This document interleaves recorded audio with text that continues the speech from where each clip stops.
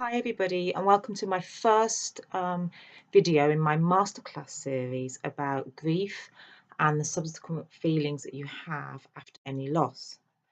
So first of all, I just wanted to talk a little bit about the subject of grief, because as soon as I mention this G word to people, the first reaction that I get is, well, I'm not grieving. That's not me. I've had no one die. Um, But grief, yes, having a bereavement is a grief issue, but it is not the only thing that we mean or the subject we're talking about when we talk about the word grief. Grief is an emotion, a very strong and powerful emotion that can have lifelong negative effects on anyone. And if this is you, it'll be because of many different symptoms that will be recurring in your life. And some of these symptoms can be diagnosed as depression, which we say is actually a grief issue. Um, it may be that you're continually sad, generally have a feeling of unhappiness, um, a bit lost, or more recently, I've been getting a lot of people that have been coming with anxiety. Anxiety, believe it or not, even though we think it's about worry about the future, which it is, it actually stems, in our belief, from an issue that's gone on, or many issues that have gone on in your past. So once again, based on losses, and we call our losses a grief issue. So let's just change the word grief for a minute, because this, for many people, will still build up real resistance. If I just say emotion, so if you've had any strong emotion or any negative emotions that you're dealing with after a heartbreak, then you'll be able to relate to the fact that maybe life isn't going in the way that you want it, that maybe your mind and your heart aren't very happy, and you just can't seem to be able to motivate yourself to move beyond a repetitive cycle in your life, whether it is just generally feeling depressed and sad and unmotivated, and then having periods of elation where you can get yourself organized, and then going right back into what I call the pit again. Or maybe it is just levels of anxiety. So you're okay until suddenly something's asked of you, and then you'll become incredibly anxious. Or maybe you're just living every day with trying to manage how anxious you feel. Some people will call this, oh, I'm just stressed, but know that actually this is probably beyond just stress of daily life, such as getting up, looking after the kids, having to go to work, etc. So maybe it's this general feeling of malaise, maybe it's anxiety, or maybe it is actually that you have had someone die either recently or long ago, and it was a life-changing event, and life just hasn't been the same, of course, because that person has died. However, this does not mean that you need to stay in jail. This does not mean that your life needs to be defined by a tragic incident or an event that has happened to you. So if this is any of this relates to you, then this masterclass might be just something that will be good for you, because it might lead you to some information that maybe you've not heard before, or maybe you've heard it before from some of my other work, my Facebook posts, some of my other videos, maybe on YouTube. But this series is for you. So this is for people that want to change. This is not for you if you're not really wanting to change, if you think that all you've got to do is just wait a little bit longer, or maybe you decide that actually because life, whatever's happened in your life has happened to you, that you don't really want to move beyond that right now. If this is you, then this work definitely isn't for you, because this work I've been doing for quite some time now, nearly 12 years, 13 years. And over the time that I've had the privilege of teaching this, I have changed hundreds of people's lives with them. And if this is you, if this is something that you want to change your life, you want to move beyond the pain of where you are, because that's what it's about at the end of the day. It's the pain that you have left after an event has happened to you. As this was me.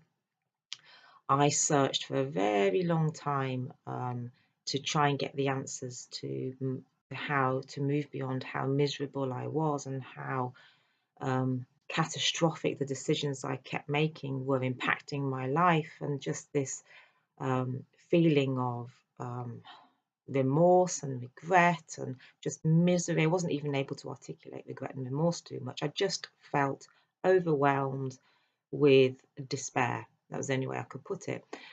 This led me to try many different things to try and help myself, because that's the one thing I did despite my catastrophic decisions and all the things that I've done in my life, which you'll hear about as we go on, or if you work with me, is that I have made a lot of terrible decisions.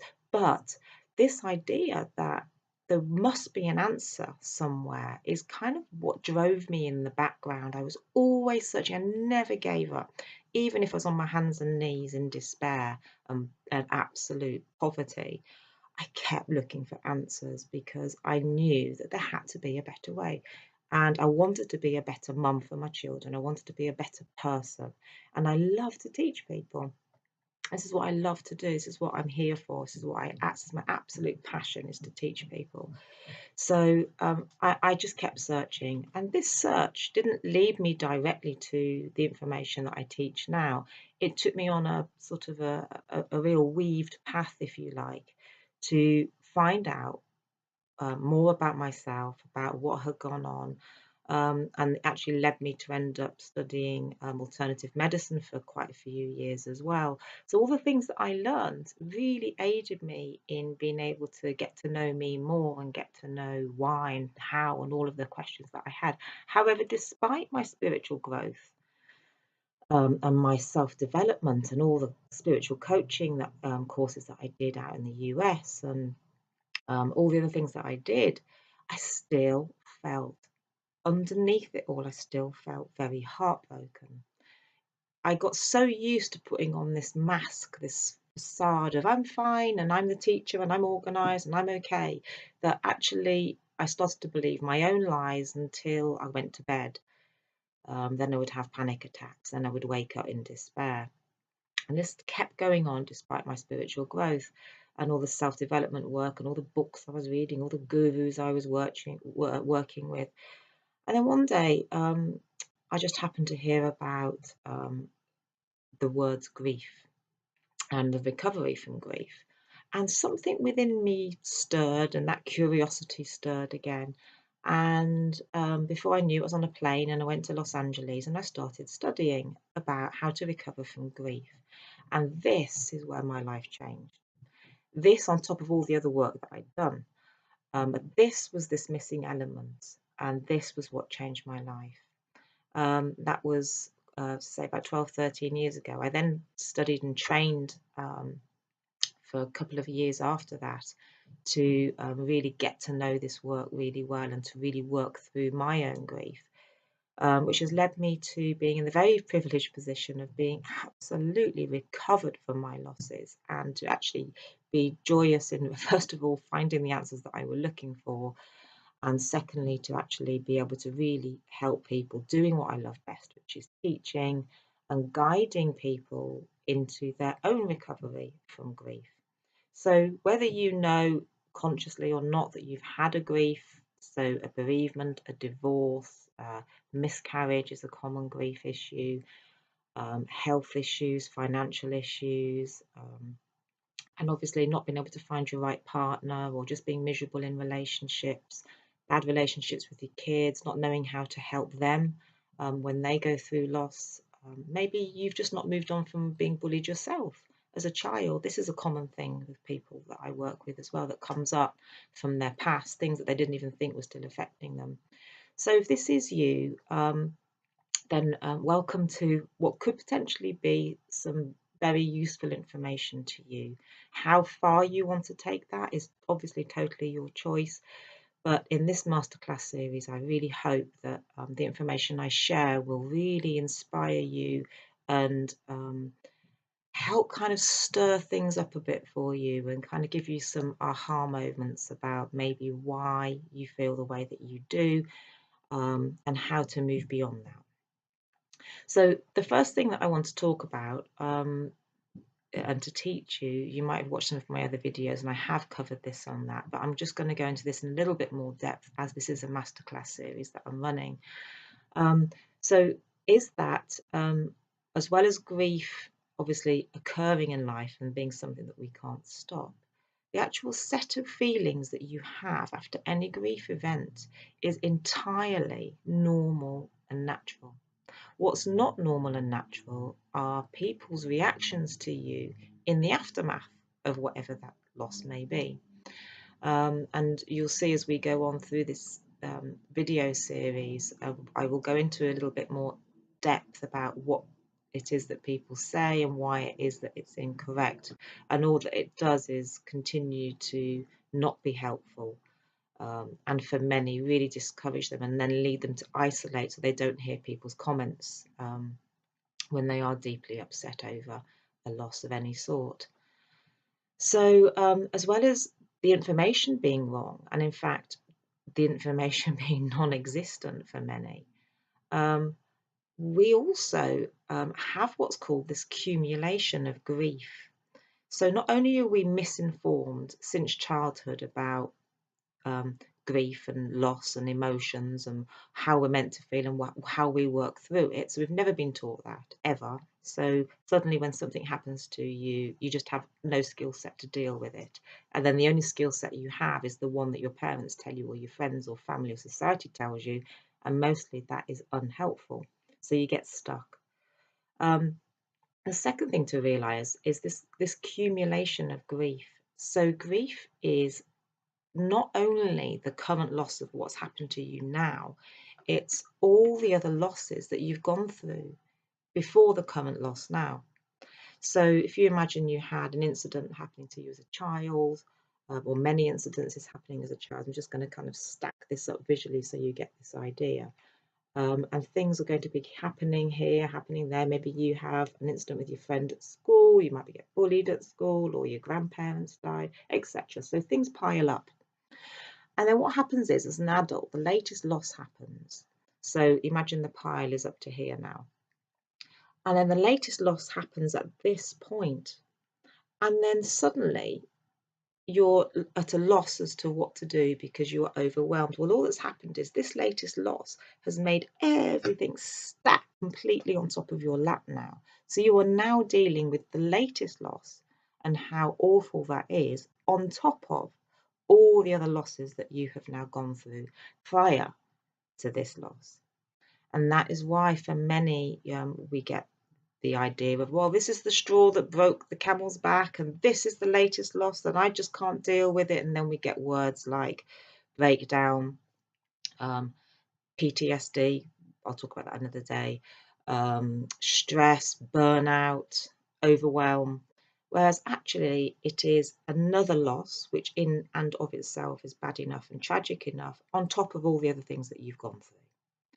So now we have an overwhelm, we have a huge amount of grief, because grief is the set of feelings that we have, negative feelings that we have after any loss. And those feelings are usually regret, remorse, or wishing things were different or better somehow. So we have misinformation and miseducation from young, and now we have the accumulation of grief. I was talking to a lady this morning, actually, just quite by chance, who asked me what I did. This is just a casual run-in with someone that I knew in the local community this morning. When I told her what I did, she then went on to explain, as people genuinely do, is tell me that she's been having a dreadful time with her son, and that it's just something that her and her husband are having to deal with, and it's causing her so much stress. And then she asked me how it is that I do what I do, and doesn't it cause me misery to listen to other people? And I said, absolutely not, quite the opposite. Reason being, I have worked through my own issues, so whatever I hear from someone else, of course I'm human, and of course people's stories affect me, but it's not this negative effect. It's just more that I can listen and truly hear people without it affecting me or having any trigger points, because I've worked through my own issues.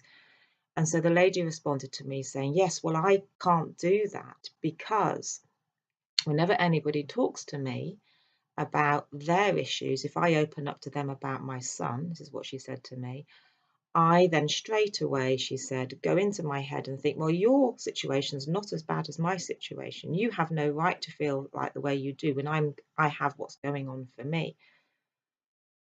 And then she said she gets really angry and then she just has to run away and not socialize with people.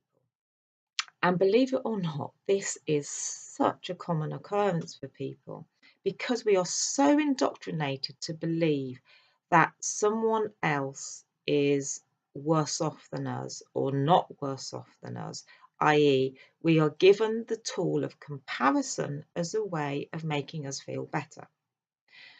So when you share or have shared to people about how bad you feel or what you're going through right now, whatever your loss is, people will usually respond by saying, oh dear, that's terrible, or some words of sympathy, hopefully. And then at some point that might go into, well, at least you're, and they'll give you an example of someone else, or they'll say, at least you're not that person, or at least you still have this because that person doesn't have that. And this is what we call the tool of comparison, which completely negates people from how bad they really feel. So in my attempt to help you, what I do is give you a comparison of someone else that's worse off than you, which actually doesn't help you at all. It's an intellectual idea, which I'm now passing on to you in an attempt to make your heart less broken. Doesn't work and is totally unhelpful. So what this woman was doing, which is what many people do, is have this an internal dialogue. So she was using this internal dialogue to, as someone was talking to her, think to herself, well, your problem is not as bad as my problem. You have no right to have your problem. This is just too upsetting. I'm going to isolate. So whether it's that you internally dialogue to yourself that the person that's telling you their problems has no right to feel them, or whether you're actually telling the person they have no right to feel them because of that person over there or you, it still doesn't help. And all it does is keep people trapped in this repetitive negative cycles of grief. So once again, just to recap, we have this idea that we are all miseducated and wrongly educated about what to do emotionally when something happens to us. B, that we have this accumulation of grief. So loss accumulates. It's not just, oh, I have one loss over here and I have one loss over here. Oh, and then that happened over there. No, it goes loss, loss, loss, loss, loss, latest loss, boom, lands in your lap. And then we have this tool of comparison. So the idea that there is always someone worse off than you might be intellectually true. Maybe that person over there is worse off than you. Does that help you in your heartbreak? No, not a chance. So there we have three very definite things out of a myriad of many things that are given to you all the time when you are trying to talk about something to do with your emotions and your heartbreak. Not helpful and not good. This can lead to real tragedy because people, grievers are like, have these little antennae. So when you're grieving, you have these little antennae and you will seek out the right people to talk to and who will listen to you. Now, if someone just gives you the wrong idea again, or tells you not to feel the way that you do, or gives you a comparison about how someone else is feeling, these little antennae will go in and they will not talk again very readily. And people start to shut down. People will start to stop talking because it is so hard to keep trying to talk and find people and get people to listen to you when they won't. That in the end, we just think, what's the use? So then we start to internalize how bad we feel. And that's a really bad thing to do. And that's when we start to get problems. Now, you'll see in the next video series that I do in the next coming days about what other things people will say to us that are not helpful, and actually why it is that we have adopted this mask, what we call the mask, why you keep pretending that everything's okay, which is about the worst thing that you can do, and actually what you can do instead. So what you can do to help others and what you can do to help yourself, because we need to. We have this word mental health being bandied about everywhere now, and thank goodness for that. But actually, it's a grief issue. If you're not allowed to talk because society hasn't taught you, schools haven't taught you, we have no emotional support in schools, not of this sort. We're not educated emotionally. We're educated about arithmetic and about language, but when it comes to the language of the heart, it's just a bit of a hit and miss job. So no wonder we have mental health at crisis levels. No wonder we have people just, not knowing what to do and being in despair. And it's so unnecessary. It's so unnecessary in our opinion. But it's got to start somewhere. And so I want to start with you. I want to start with you who is interested enough to watch this video, to check in, to maybe read my Facebook post, to watch other YouTube videos that I have, and to look out for the next video that I will be running on this masterclass series in recovery from grief and emotion. So I hope this has helped. I hope this has given you some ideas, some new information, or if you've heard me talk before, I hope this has given you a recap, because you can't hear this work enough, because we're up against it. We're up against so much nonsense emotionally that you need to hear this as many times as you can. So I hope I've been of service, and thank you so much for taking time out of your very busy schedule to listen to me. And I'll see you in the second series. So look out for my Facebook announcements as well. I will be posting this on Facebook. I will be doing a few Facebook Lives as well, to let you know when the next one is coming up. Thanks again, and I'll speak to you soon.